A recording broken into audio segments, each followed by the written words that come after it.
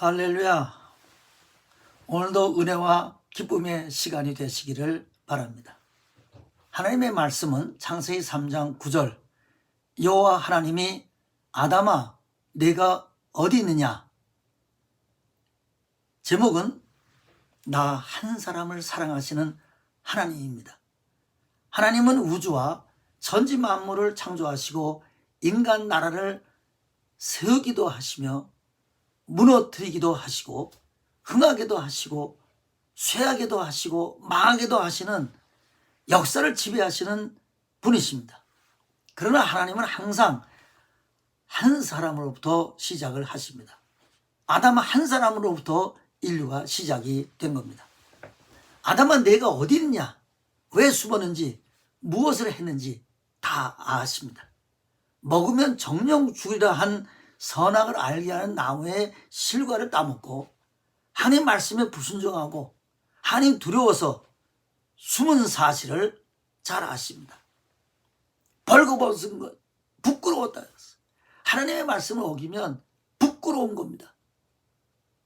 그래서 하나님의 말씀을 사랑하고 하나님의 말씀대로 살아야 부끄러움을 당하지 않습니다.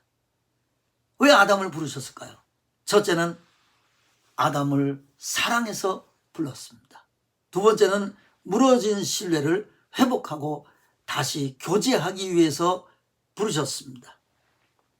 하나님은 에덴 동산에서 아담과 그 아내를 내어보내기 전에, 그 직전에 하신 일이 있습니다. 창세기 3장 21절에 오면 여호와 하나님이 아담과 그 아내를 위하여 가죽옷을 지어 입히시니라 그랬습니다. 그 가죽옷은 예수 그리스도의 십자가를 의미하는 겁니다. 속죄를 의미하는 겁니다. 짐승을 잡을 때 피를 흘리지 않습니까? 그래서 아담에게, 하와에게 가죽옷을 입혀서 내보냈습니다. 너는 십자가의 속죄의 피로 죄사함 받고 나의 사랑과 보호 속에서 살라는 의미입니다. 다시 회복하고 교제하면서 살자고 하는 겁니다. 가인이 아벨을 들여서 쳐 죽였습니다. 그 원인은 자기의 제사는 하나님이 받지 않고 동생 아벨의 제사는 받아 주었기 때문입니다. 안색이 변했습니다. 화를 냈습니다.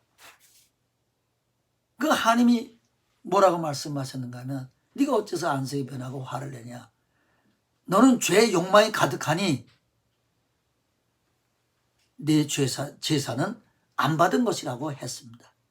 창세기 4장 7절에 보면 선을 행치 않으면 죄가 문 앞에 엎드린다 그랬어요. 그러니까 선을 행한 것이 아니라 악을 행하며 살았고, 죄가 너를 원하나 너는 죄를 다스릴지니라 라고 하셨어요. 죄가 너를 원한다는 겁니다. 그 원의 뜻은 강력하게 원한다는 겁니다. 그래서 영어 성경에도 desire를 썼습니다. hope는 막연한 희망이고 desire라는 말은 목적 있는 열망을 가리켜 말하는 겁니다. 죄가 너를 아주 목표로 삼아서 너를 잡으려고 열망을 하고 있는데 너는 죄를 다스려라. 경고의 말씀입니다. 너는 이 말을 듣고 돌이키라고 하는 말씀입니다. 그런데 이 말씀을 하고 나서 그 다음 절에 4장 8절에 가인은 아벨을 들여서 쳐 죽이니라. 그걸 아시고 하나님은 경고하셨어요. 죄가 너를 잡아서 아주 열망을 하고 있지만 너는 죄를 다스려라. 이 가인에게 내 아우 아벨이 어디 있냐? 하나님이 몰라서가 아닙니다. 하나님이 심판하려고 하는 것도 아닙니다. 하나님은 죽은 자, 하나님을 떠나서 곁길로 가는 자를 다시 살리려고 찾으시는 것입니다. 내 동생 아벨이 어딨냐고 할 때 내가 아우를 지키는 자냐고 대들었어요. 하나님이 이 가인에게 이렇게 말씀하셨습니다. 내가 땅에서 저주를 받으리니 내가 밭을 갈아도 땅이 다시는 그 효력을 내게 주지 아니할 것이요 너는 땅에서 유리한 자가 되리라. 아담에게는 땅에서 엉겅퀴가 나고 가시덤불이 일어나서 너는 수고하고 애써야 식물을 먹고 산다 그랬어요. 그러나 이 가인에게는 땅이 너에게 효력을 하나도 주지 않는다고 하는 겁니다. 그리고 너는 유리하며 살아라. 떠돌이로 살라는 거예요. 사실 가인의 엄청난 죄에 비해서 형벌은 아주 가벼운 겁니다. 여러분, 고대 법이나 유대 나중에 나온 유대 율법이나 고의로 살인한 자는 사형입니다. 가인은 뭐라고 말하는가 하면 내 죄벌이 지기가 너무 무거우니이다. 주께서 나를 쫓아내시며 주의 낯을 배웠지 못하리니 내가 땅에서 유리한 자가 될지라. 나를 만나는 자가 나를 죽이겠나이다 라고 했어요. 자기의 형편과 사정을 얘기를 하는 겁니다. 너무 무겁다는 겁니다. 지기가. 그리고 나를 쫓아내시면 주의 낯을 뵙지 못한, 하나님 보고 살아야 되지 않겠습니까? 이거는 하나님을 경외하는 마음이 조금이라도 있었던 거예요. 이 악인한테도. 구약에 내가 너에게서부터 낯을 돌리겠다. 너희는 나의 낯을 보지 못해라. 이것은 하나님과의 단절을 가르쳐 말하는 겁니다. 하나님과의 단절이 두려운 거예요. 주의 낯을 배우지 못하리니 내가 유리하며 살다가 나를 만나는 자가 나를 죽일 겁니다. 그때 하나님은 그의 얘기를 다 들으시고 창세기 4장 15절에 이렇게 말씀하십니다. 그렇지 않다. 가인을 죽이는 자는 7배나 벌을 받을 것이요. 그리고 가인에게 표를 주사 만나는 누구에게든지 죽임을 면케하시리라. 가인이 받은 표는 뭐예요? 죽음을 넘어가는 표는 뭐예요? 그것은 예수 그리스도입니다. 구약의 예표로 이 말씀이 나온 겁니다. 구약의 예표들이 가득 차 있지요. 가인이 받은 표는 계속해서 보호하고 사랑으로 내가 너를 보호하겠다는 보증입니다. 그리스도를 예표하는 겁니다. 예수를 믿는 자는 죽어도 살겠고 살아서 나를 믿는 자는 영원히 산다고 하는 생명의 표를 가인에게 준 겁니다. 얼마나 좋았겠어요. 그런데 가인이 한 말 중에 이 형벌을 내가 지기가 무겁다 그랬어요. 즉 형벌이 과중하다는 겁니다. 근데 이 히브리어에 진다는 말은 민네소라는 말인데, 민네소라는 말은, 이 진다는 말은 용서한다는 말도 되고 속죄한다는 말도 됩니다. 놀라운 단어지요. 그래서 신약에 보라 세상 죄를 지고 가는 하나님의 어린 양이로다라고 할 때 그 지고 가는 것이 바로 용서하고 속죄한다는 겁니다. 히브리 개념의 말씀입니다. 용서와 속죄가 포함된 단어가 지는 겁니다. 하나님은 한 사람 가인을 사랑하시고 보호하시고 함께 하셨습니다. 아무리 하나님을 배반하고 불순종했던 그 아담도, 동생을 쳐 죽인 가인도 하나님의 사랑과 보호 속에서 살 수 있는 그런 은혜를 덧입었습니다. 하물며 우리가 하나님의 은혜를 덧입지 않겠습니까? 하나님이 우리를 한없이 사랑하지 않겠습니까? 한없이 용서하지 않겠습니까? 아벨을 보십시오. 거짓말도 하잖아요. 가인을 보십시오. 하나님께 대들지 않습니까? 그런데도 하나님은 그가 하나님 앞에 간절히 요구하는 사항들을 다 들어주지 않습니까? 아브라함을 보십시다. 한 사람을 강 건너편에서 부르셨어요. 유브라테스 강 건너편.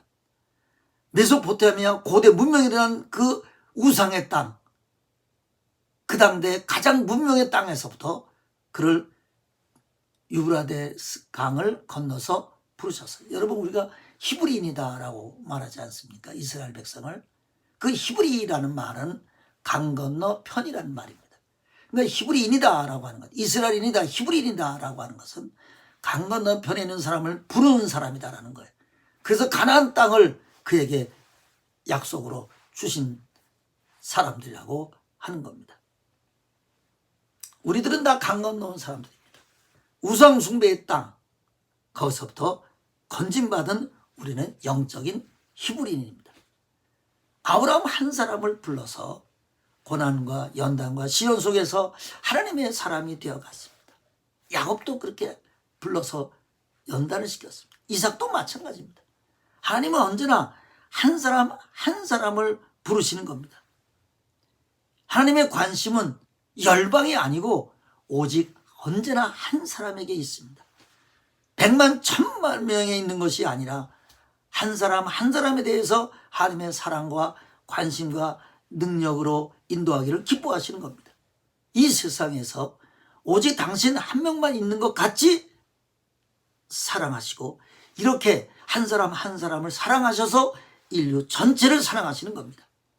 하나님은 양 한 마리를 찾으시는 겁니다. 잃어버린 드라크마 하나를 찾는 겁니다.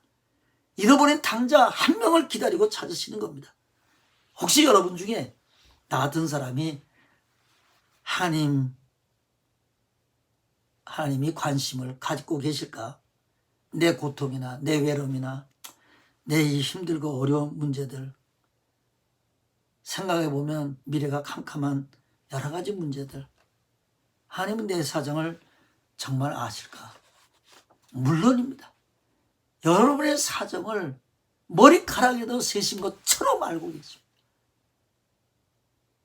만약에 하나님이 당신이 외롭고 힘들고 괴롭고 아픈 당신을 잊으신다면 하나님은 온 인류를 잊으신 분이 되는 겁니다.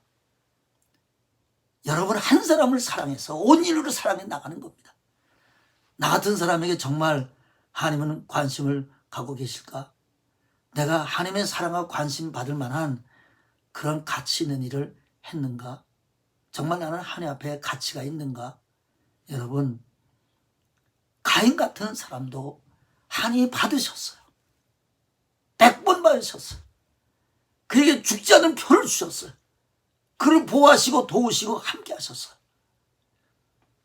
말씀을 듣고 계신 여러분 한 분 한 분을 하나님의 자신의 모든 것을 다 걸고 사랑하시고 용서하시고 관심을 갖고 계십니다.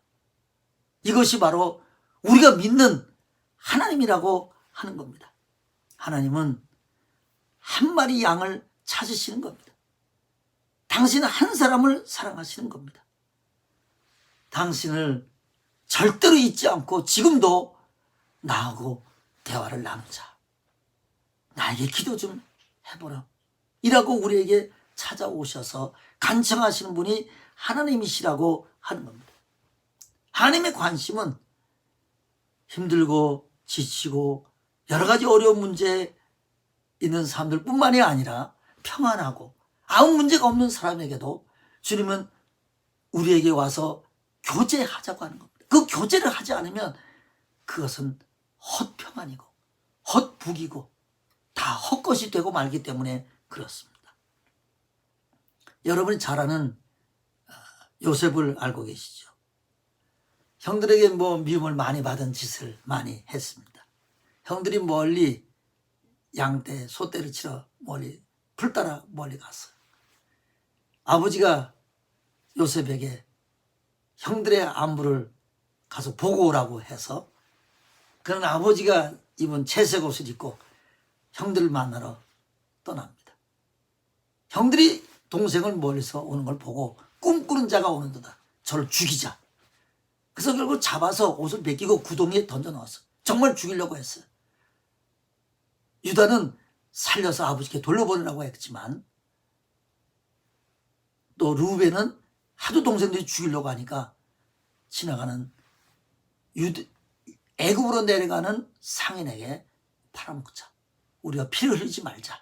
그래서 은 20냥에 팔아먹었어요. 그들은 요셉의 옷을 다 찢어서 피에 묻혀서 아버지에게 들고 왔습니다. 내 아들이 짐승에게 찢겨도다 하면서 아버지가 통곡을 하고 형제들도 다 침묵을 하고 그때부터 요셉은 그 집안에서 잊어버린 자가 된 거예요. 잊어버렸어요. 거의 10여 년 동안 잊어버렸어요.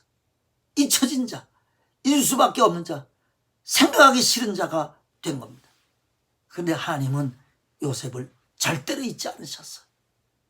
그를 따라서 애굽에 내려가 모진 고난 속에서 누명을 쓰고 감옥에 들어가면서 그러면서 그는 총리 대신이 되어서 결국은 아버지와 형제들을 다 애굽으로 내려오게 하고 거기서 이스라엘 민족이 되어 한 민족이 탄생하고 그리고 출애굽을 해서 가나안 땅을 향해 가지 않습니까?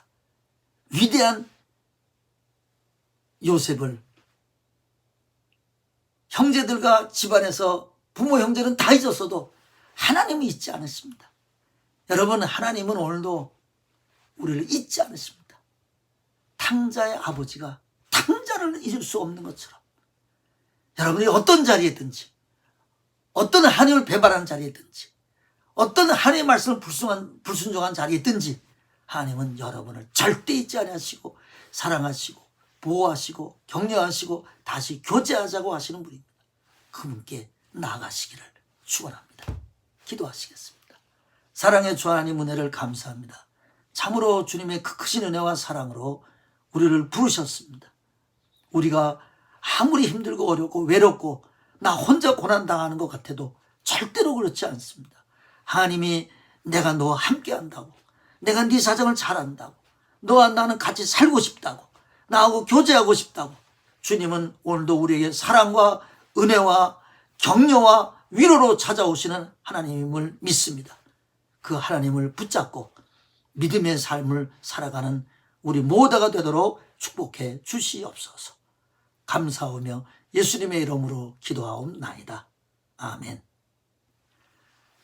할렐루야. 감사합니다.